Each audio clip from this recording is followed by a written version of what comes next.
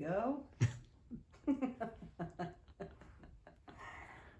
Okay, up next, pumpkin pie with walnuts on top. That sounds kind of good, doesn't it? Since we just had Thanksgiving around here.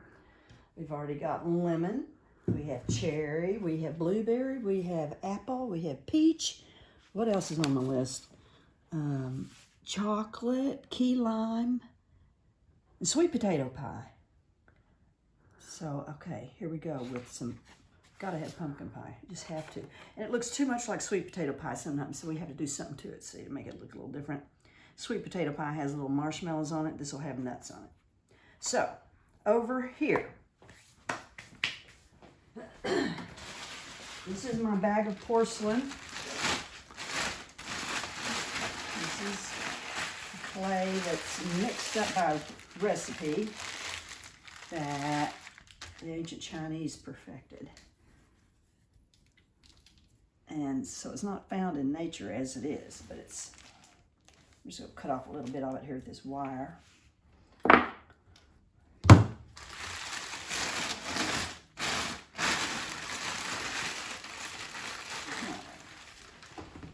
Big heavy-duty rolling pin is very handy. This, and we're going to roll pie crust out.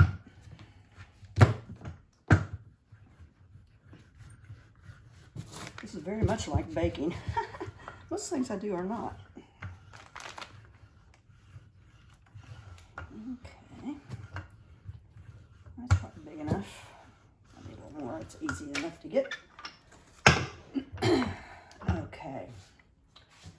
Now then, my last pie came out awfully big, so we're going to start kind of small with this pumpkin, like so.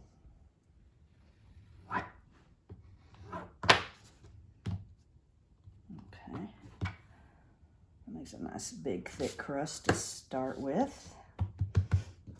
And pumpkin pie will be getting textures of my ring in there.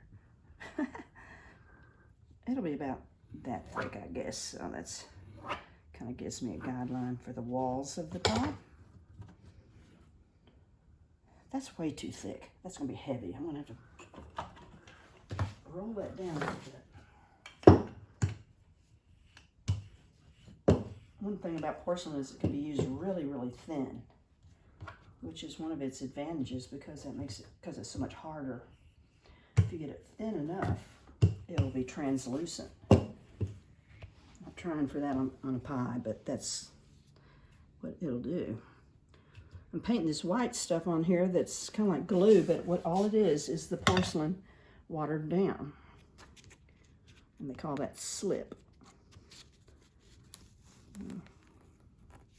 Just press into there. I'm going to take it all the way around here for this one. Come back with this one.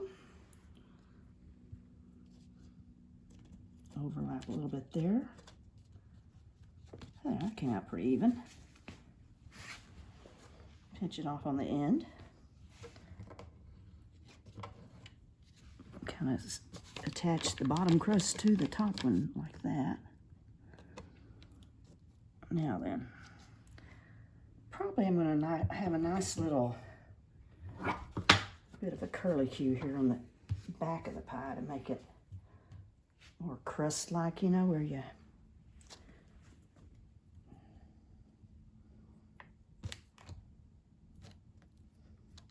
okay, whoops, see how floppy that stuff can get?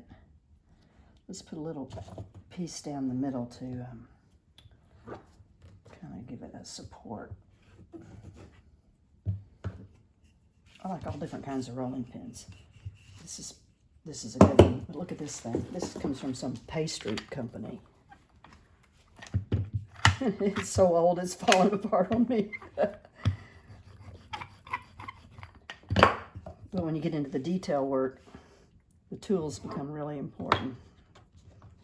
Okay. This is simply to support the pie top when I put it on. Typically, I'd let this sit up a little bit longer. This is kind of a rainy day, so things aren't going to dry real fast.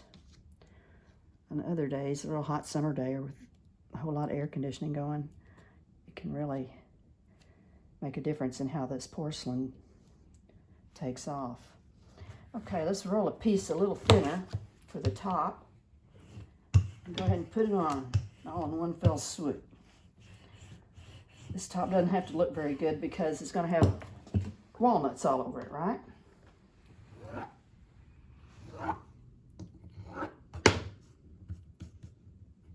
Okay.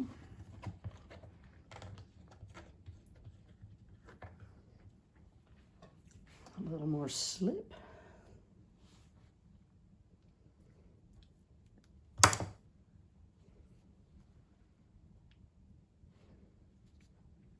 Okay. That'll become part of the crust perhaps right there. Rather flat top because it's not a creamy kind of pie on this one.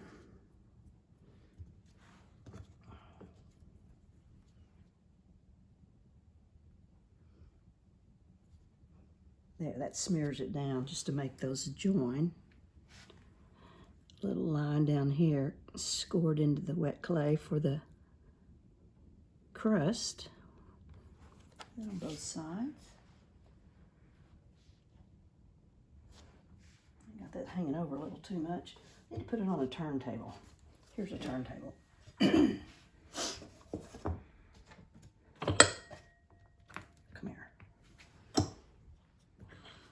way I can work on it a little easier.